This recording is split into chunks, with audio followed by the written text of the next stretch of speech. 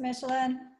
I'm going to share my screen really quick. And so today I'm going to be talking to you about plant-based diets. And if you read the description for this session, you'll know that when we talk about plant-based diets, that doesn't mean that we necessarily exclude all animal foods, although there are some cases where people might do that. But we just encourage that we focus on more plant-based foods in the diet overall to increase health and wellness. So one of the factors that I really wanted to talk about is the fact that in lifestyle medicine, which is one of the things that I'm certified in, and really where this plant-based diet is emphasized quite extensively, there are other pieces to the puzzle when we talk about overall health and wellness. And so I just wanted to run through those quickly, but it's regular physical activity, a diet rich in plants, connectedness. So making sure that you have socially and intellectually stimulating activities that helps with mental health and keeping us vital and connected to our community. And then also quality sleep. I think people don't really realize the role that sleep plays in overall health and wellness. Mitigating stress, so making sure that you take little stress breaks, especially now that we're working almost 24/7 online. And preventing or stopping use of substances and smoking. So let's jump right in. When we talk about healthy diet patterns and plant-based diets, we know that a healthy diet helps us to have a healthy body overall. So I'm going to go over 3 plant-based diet patterns with you. So that's going to include the DASH diet, the Mediterranean diet, lifestyle medicine, and then I'm going to go through some of the caveats that we see with all 3 diets. So supplementation, people often ask about that. Alcohol is another big topic, especially for people who are trying to be super healthy and athletes. And then we're going to talk about myths and tips and give you some resources to use if your goal is to follow a plant-based diet. So let's start with DASH. So the DASH diet has been proven to reduce blood pressure, LDL or bad cholesterol, and also aid in weight loss. It requires no special foods. Instead, it kind of provides a daily and weekly nutritional goal. So you're not eating certain things on certain days. You're just looking at that bigger picture of your overall diet. And it recommends eating vegetables, fruits, and whole grains, which means you can include fat-free or low-fat dairy products, fish, poultry, beans, nuts, and vegetable oils on this diet. But you want to limit foods that are high in saturated fat, such as fatty meats, full-fat dairy products, and tropical oils, such as coconut and palm. And then you also want to limit sugar-sweetened beverages and sweets. And so one thing that we typically see with people who are vegetarian is that they still tend to eat a lot of sugar. So the goal would be really increasing those vegetables and fruits and whole grains in your diet to give you the carbohydrate, and then minimizing those simple sugars. And we'll talk more about that. So the Mediterranean diet is the best and most extensive, has the best and most extensive evidence for overall health benefits. It's been shown to improve longevity, prevents many chronic diseases and cancer, reduces inflammation, and improves mood, fertility, and cognitive function. One thing I really like about the Mediterranean diet, and not that lifestyle medicine didn't emphasize this as well, but it also emphasizes that connectedness. Meals should be shared with friends or family when possible, and then they also talk about physical activity, which I like. So also here, the meals should be based on vegetables, fruits and grains, legumes, healthy oils, nuts and seeds, herbs and spices. Now this diet also does still allow some animal foods such as fish or seafood, poultry, dairy, eggs eaten moderately, wine in moderation, and drinking water, plenty of water.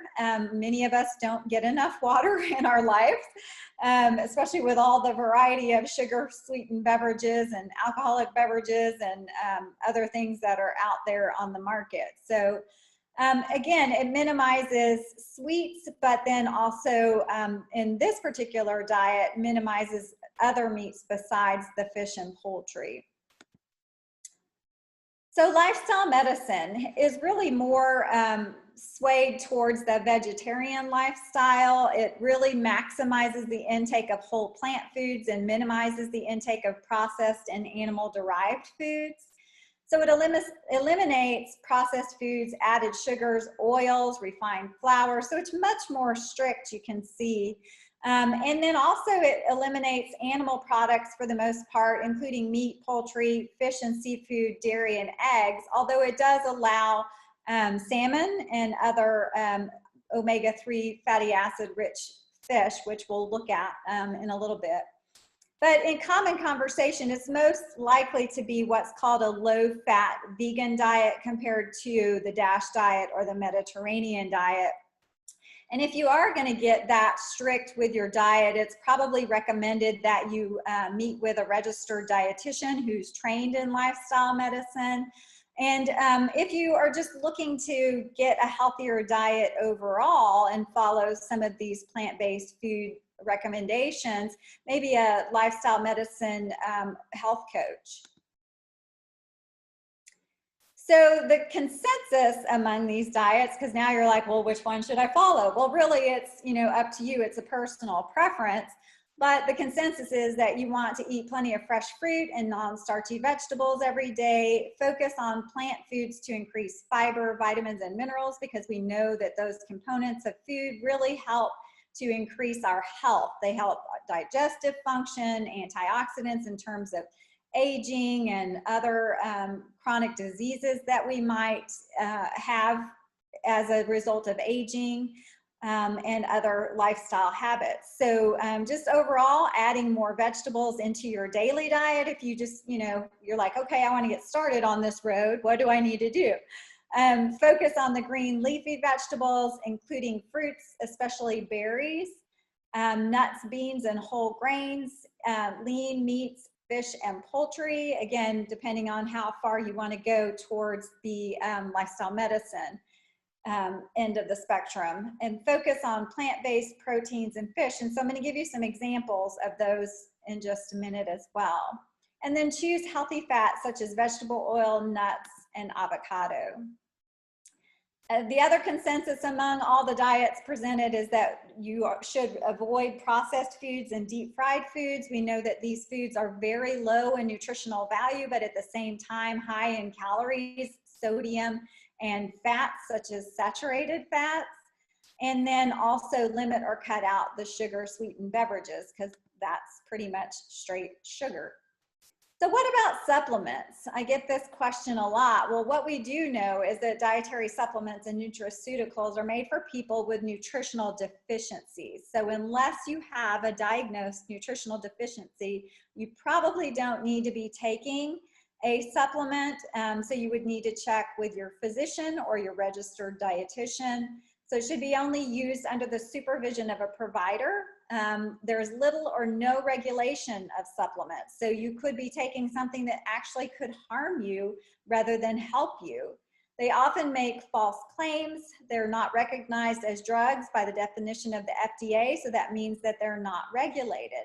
They may be potentially dangerous, as I mentioned. They can interact with other medications. So if you're on blood pressure medication, cholesterol medication, diabetes medications, things that adults are typically on, then you need to be very careful.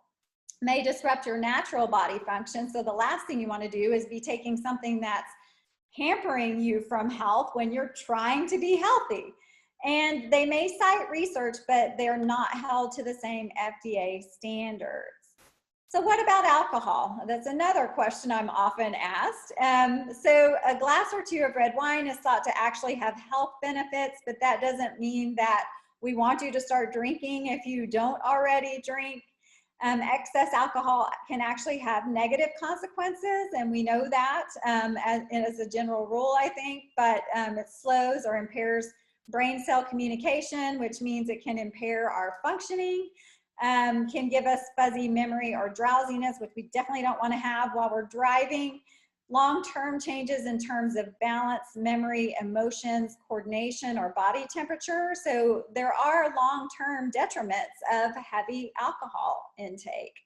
Contributes to falls and fall-related injuries, especially in the elderly. It can interact negatively again with many of your medications and can have life-threatening consequences. So how much is just moderation?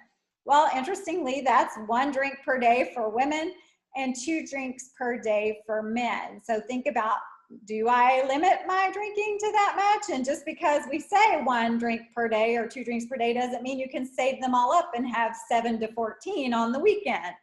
You really need to stick with the moderation from day to day. So if you look at the serving sizes for beer or a malt beverage, it's 12 ounces. For liquor, it's 1.5 ounce in a drink. For wine coolers, about 12 ounces because they're diluted with other beverages. And then for wine, it's 5 ounces. And when you typically go to a restaurant, they say, do you want the small pour or the large pour? Well, that's the small pour. So here's some easy to use little tools that I like for when people ask me, you know, I'm walking down this hallway at school or what have you, and they say, you know, what can I do to change my diet, or how can I, and I recommend these little tools because they're super easy to just kind of start changing your thinking about eating. So to go more towards the plant-based slant, I would definitely use the Harvard plate, and the you can just Google that for to find that online. I have it linked to the presentation, which I'm not really sure if that's going to be uploaded or where you might be able to access that later, but we will certainly make that available. And then another one that I really like is choosemyplate.gov, and I like it because it's simple to use. So if someone is not super well versed on plant-based foods or doesn't have you know, a lot of access to information that's more detailed, it gives them a good idea of, oh, there actually is balance in what we eat, and instead of, you know, a Big Mac and fries or a big hamburger and fries or other fast foods, I could actually have, you know, a planned meal that would include all of these particular foods that are actually in the food groups that I should be eating. So protein, grains, fruits, vegetables, dairy, milk, other plant-based beverages that you might want to use if you don't use dairy or milk. So there are some myths surrounding plant-based diets, and the first one I'd like to address is that there's a myth that you have to consume milk or dairy to meet your calcium needs. But the fact is there are many non-dairy sources of calcium. So all of these myths and facts that I'm going over are available on lifestylemedicine.org as handouts. So feel free to obtain these, because you probably aren't going to be able to write these down as fast as I'm going to go through them. But just want to make you aware that there are plant-based sources of calcium.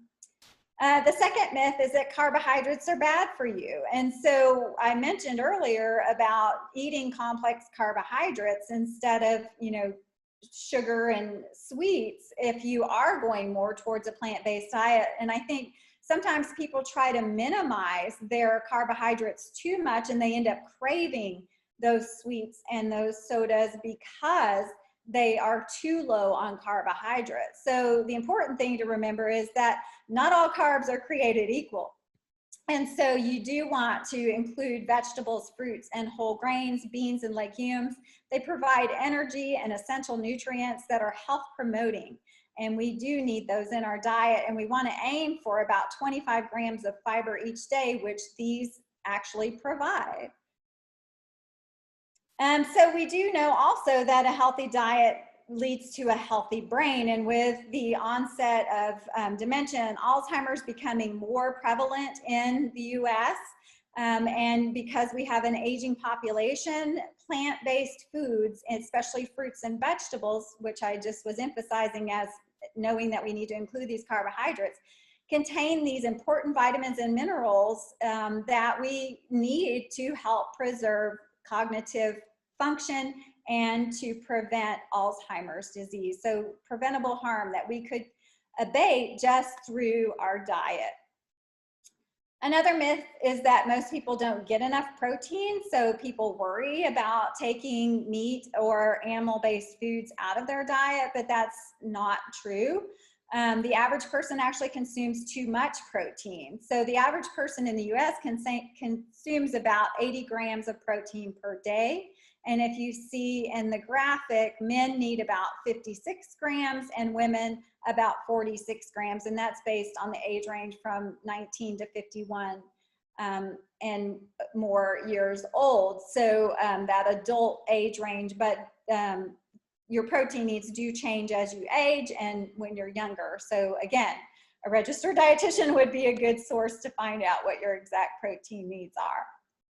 What type of fish? We mentioned this earlier, fish that contain omega-3 fatty acids, so sardines, anchovies, salmon, trout, and oysters.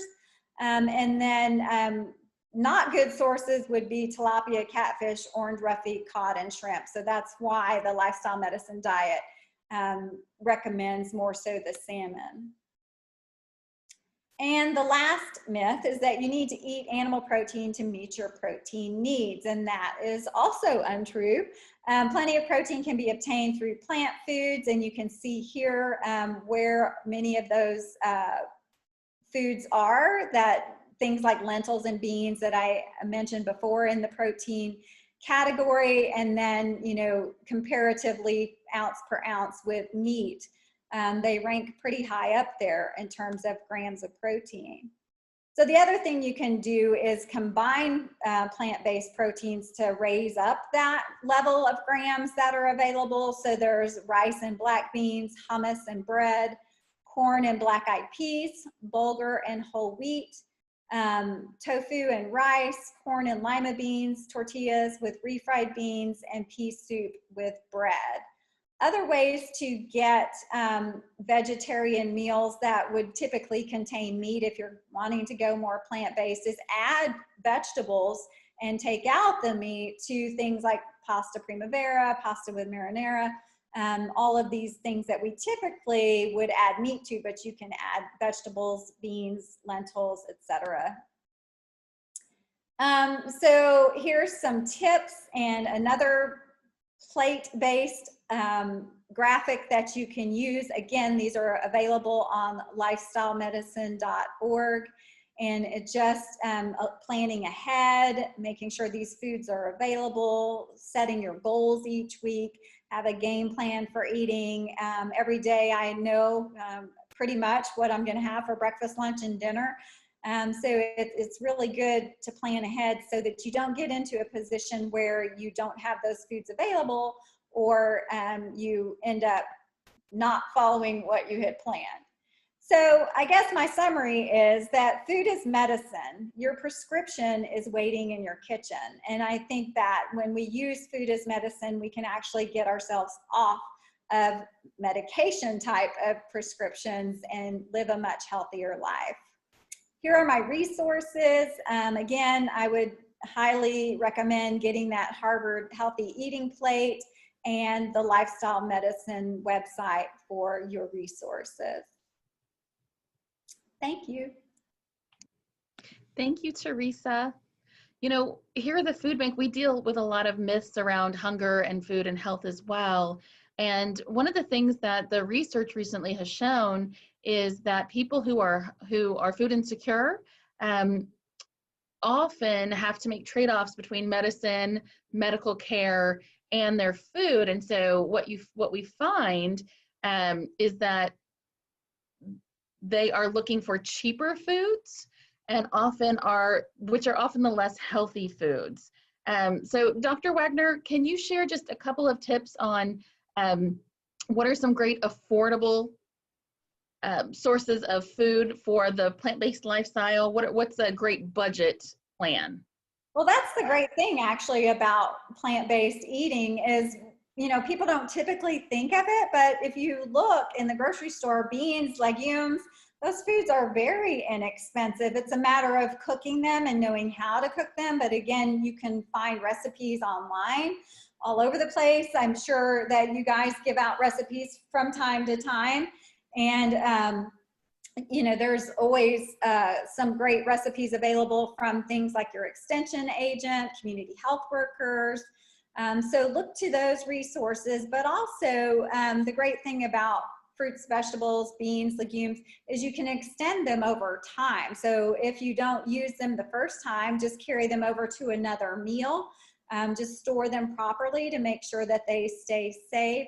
And lastly, I would say to shop the sales, because use the foods that are in season and look for your grocery flyers, which I guess now may be online these days, but finding out those foods that are on special because they happen to be in season, and then just changing your foods that you're using as the seasons change.